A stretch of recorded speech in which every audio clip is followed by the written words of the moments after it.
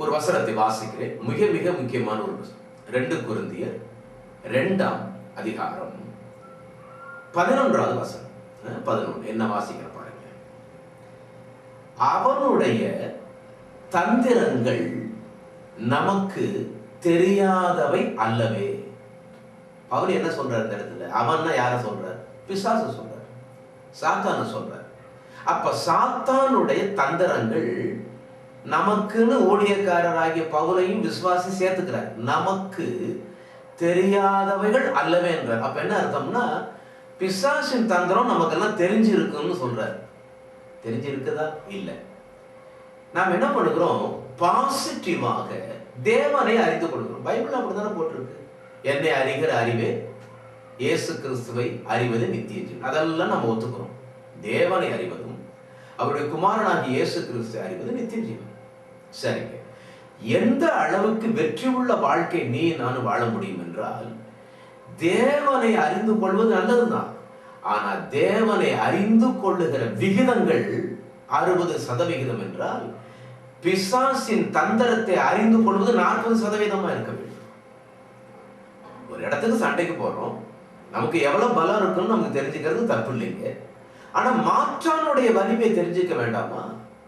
பாருங்க, ஒன்று வச்சு ஒரு உதாரணமா, உலக பிரகாரமா வள்ளுவர் சொல்லுவார், இகல் வெல்லும் வேந்தற்கு பகல் வெல்லும் காக்கை வேண்டும் பொழுது என்று எழுதப்பட்டிருக்கு.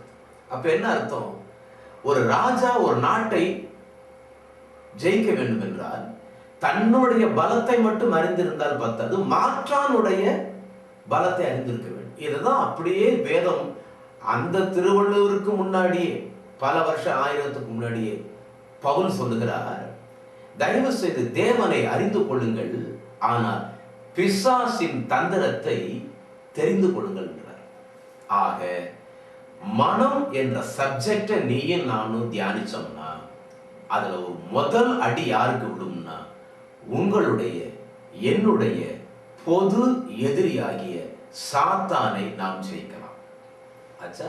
அப்புறம் நீங்க ஒரு கேள்வி கேட்கிறீங்க, சரி, இந்த மனதை அறிந்து கொள்வதற்கும், அதாவது சாத்தானுடைய தந்திரத்தை அறிந்து கொள்வதற்கும் மனதை பற்றி தெரிந்து கொள்வதற்கு என்ன சம்பந்தம்னு கேட்குறீங்களா? ரொம்ப அழகான ஒரு சம்பந்தம் இருக்கு. அதையும் எல்லாம் வேத வசனம் தான். உங்களுக்கு சொல்லுகிறேன் பாருங்க. 2 கொரிந்தியரின் புஸ்தகம் 11ஆம் அதிகாரம் 3வது வசனத்தை வாசிக்கிறேன். 2 கொரிந்தியர் 11:3. இந்த வசனம் ஏன் தெரியுமா? மனதை பற்றி தெரிந்து கொள்வதற்கும் சாத்தானுடைய தந்திரத்தை தெரிந்து கொள்வதற்கும் என்ன வித்தியாசம் நாம் தியானிப்போம். 2 கொரிந்தியர் 11ஆம் அதிகாரம் 3ஆம் வசனத்தில் கொரிந்திய சபை விசுவாசிகளை பார்த்து பவுல் சொல்லுகிறதை வாசிக்கிறேன், பிள்ளைகள் கேளுங்கள். ஆகிலும் சர்ப்பமானது தன்னுடைய தந்திரத்தினாலே ஏவாளை வஞ்சித்தது போல உங்கள் மனதும், ரொம்ப அழகா இருப்பாருங்க இந்த வார்த்தை, உங்கள் மனதும் கிறிஸ்துவை பற்றிய உண்மையில் நின்று விலகுவோ என்று நான் பயந்து இருக்கிறேன். புரிஞ்சு போச்சு அவங்களுக்கு? ஏதேன் தோட்டத்தில் சாத்தான் ஆதாம் ஏவாளை வஞ்சித்துட்டான், அவங்க தேவனை விட்டு விலகிட்டாங்க. பவுல் சொல்றாரு, அது போல எனக்கு என்ன தெரியுமா, கொரிந்திய திருச்சபையில் இருக்கிற கிறிஸ்தவர்களாகிய உங்களை குறித்து எனக்கு ஒரு பயம் இருக்கு. நீங்களும் எங்க கிறிஸ்துவ விட்டு விலகி போயிருவீங்களோன்னு பயமா இருக்கு. ஆகவே அவன் எங்க வஞ்சித்தான் தெரியுமா? உங்கள் மனதும் வஞ்சிக்கப்படுமோன்ற. அப்ப இதுல இருந்து என்ன தெரியுது? சாத்தான் ஏதேன் தோட்டத்தில் தேவனுக்கும் ஆதாமுக்கும் உள்ள உறவு விலகுவதற்கு ஆதாமுடைய மனதில் தான் பிசாசு வந்து கிரியை செய்தான். அது அப்படியே பவுல் சொல்லும்போது, கொரிந்திய திருச்சபை புதிய ஏற்பாட்டு விசுவாசிகளை உங்க மனசும் கூட எங்க சாத்தான் இயேசு விட்டு பிரிச்சிருவான்னு பயமா இருக்குன்னு என்ன அர்த்தம்? ஆக மனதை குறித்து விசுவாசிகள் ஏன் தெரிந்து கொள்ள வேண்டும் என்றால், பிசாசு உங்களையும் என்னையும் கிறிஸ்துவினிடத்திலிருந்து வழிவிலக செய்வதற்கு பிசாசினுடைய களம், பிசாசினுடைய பேட்டில் கிரவுண்ட், யுத்த களம் என்னவென்றால் உங்களுடைய என்னுடைய மனது. அதனாலதான் இந்த மனது அவ்வளவு முக்கியத்துவம் வாங்குது. அப்போ உங்களுடைய என்னுடைய உடம்புல பிசாசு கிரியை செய்ய மாட்டான், ஆவியில கிரியை செய்ய மாட்டான். ஏன்னா ஆவியில நம்முடைய ரட்சகர் உயிர் தெழுந்தவரா இருக்காரு. உடம்புல கிரியை செய்ய மாட்டான், மனசுல தான் கிரியை செய்வான். ஆகவேதான் மனம் மிக மிக முக்கியமான காரணம்.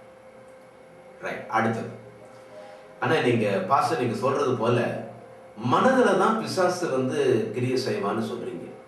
பிசாசு நம்மளோட யுத்தம் பண்றதுக்கு ஒரு ஏற்ற யுத்த காலம். ஒரு தடவை பாத்தீங்கன்னா முதல் உலக மகா யுத்தம், எனக்கு ஒருவேளை நான் சொல்ற கணிப்பு சரியா இருக்கும்னா என்னன்னா, அலெக்சாண்டர் தி கிரேட் என்ன பண்ணாரு, ஒரு இடத்தை கடந்து போயிட்டு இருந்தாராம்.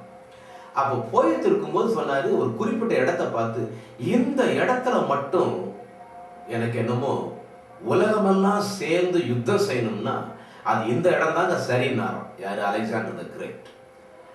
அது இடம் என்ன தெரியுமா? அர்மகதோன்கிற இடம். உங்களுக்கு ஆச்சரியமா இருக்கும், எவ்வளவோ 1000 வருஷத்துக்கு முன்னாடி அலெக்சாண்டர் அந்த இடத்தை பார்த்து சொன்னாரு.